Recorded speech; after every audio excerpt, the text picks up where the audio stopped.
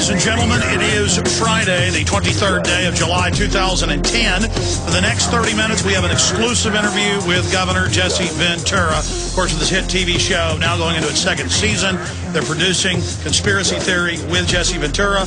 He has had trouble all over the country. Most of this we can't talk about because it's the TV show, but now the harassment, the Homeland Security surveillance has gotten so bad that the governor wants to talk about this pattern here today, and we're very honored that he contacted us yesterday to give us this exclusive. I'm also playing my own part in the show as a consultant. But the headline at Infowars.com by Kurt Nimmo, exclusive, Jesse Ventura talks with Alex Jones about government harassment of his TV show. And it is really intensifying. Governor, thank you for joining us. Hi, Alex. Great to be here. And again, I come on the air with you, Alex, just to inform the public out there of exactly what's going on with our U.S. government, it seems. Well, we appreciate you coming here first, sir. Well, you know, ABC or NBC or none of them are going to air what I'm going to talk about. You can bet on that, and I know that this is the place where freedom speaks. Have you had a chance to see the ABC News story that tries to make a joke about the harassment? It says Jesse Ventura brings his conspiracy theories to the Capitol. No, I didn't look at it, but you know what they always say in the entertainment world, any publicity's good. Absolutely, as long as they get your name right. Yeah. Governor, break down the latest or the history of this, wherever you'd like to start. Well, you know, the latest is, of course, we're doing, it's the second season, so they told me that I could do an episode on the murder of John F. Kennedy, which to me is the cornerpost. That's the pillar of everything, the downfall, in my opinion, of our country in the last 50 years. Was because if you can murder the president and get away with it, what can't you get away with? And what we did, we wanted to take a finishing shot, very humble, of simply me standing in front of the eternal flame at Arlington National Cemetery. No talking, no anything. And bear in mind, Kevin Costner did it in JFK. They filmed him there. Well, we went to this character, this Ken Hawes, who's the U.S. Army Chief of Public Affairs, and he denied it and wouldn't let me do it. We did it anyway, though, Alex. We got the shot. In fact, the security people there were very helpful, and they even moved people out of the way. So obviously it didn't filter to the guy on the ground. This was happening in the upper echelon, trying to do it the correct way. But I went to my Congresswoman, Michelle Bachmann, immediately, and I said, what is this? And she got outraged. She said, you have First Amendment rights. She contacted, let me read what happened real quickly here. On July 22nd, 2010, we called back and asked to speak with Mr. Hawes.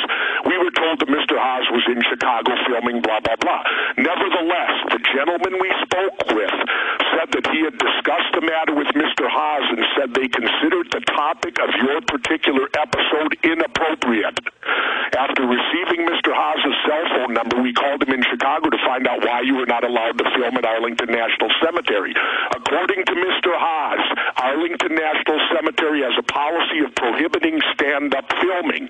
Additionally, Mr. Hawes stated that you were denied in part because of the nature of your television program. Specifically, he stated the topic of your particular episode, which alleges that the United States government was directly involved in the assassination of President John F. Kennedy, is contrary to the mission of the United States Army. Now, first of all, we don't say that in the episode. The episode isn't even finished. How would this guy know it, Alex? How would he know at all what position we were taking on this? We were merely investigating it. But where does he get off doing public policy and putting his opinion in on whether someone can or cannot be allowed to do something? Governor, this is incredible. You have the Army trying to set the precedent at a national park of who can film and can't, and saying no one's allowed to when the news media is down there every week. I see it constantly. This is so dangerous. Stay there. We're going to come back from a quick break and pick your brain about some of the other things that have happened, but expand on this. But what a dangerous precedent where the government says you can't film at national parks unless we agree with your message. Since when is the Army running this country internally? Again, it's Friday, July 23rd, 2010. Governor Jesse Ventura joins us live from California.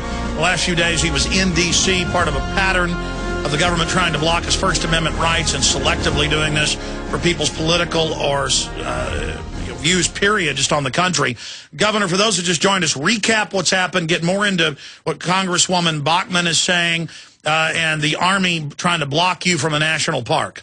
Well, what happened, we're doing a show on the murder of John F. Kennedy, and apparently the Army doesn't like it, and they're in charge of Arlington National Cemetery, and the gentleman's name is Ken Hawes, spelled Hawaves. For those listeners out there that are as outraged as I am, I'll give you his phone number, 310-235-7621. Again, 310-235-7621.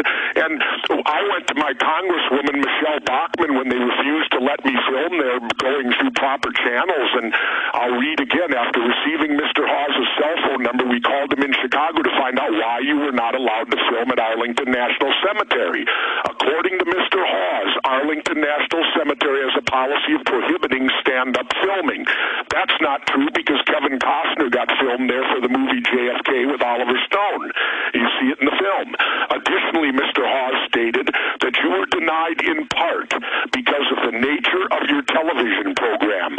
Specifically, he stated, the topic of your particular episode, which alleges that the United States government was directly involved in the assassination of President John F. Kennedy, is contrary to the mission of the United States Army. So now the Army bureaucrats are deciding what Americans can do inside the country. Apparently, or they have control over what you can film. And I was a governor, a mayor. I'm a U.S. Navy Vietnam veteran. John Kennedy was a Navy man. I'll bet you if President Kennedy could speak out on this, he would be more than happy to let me film at his eternal flame.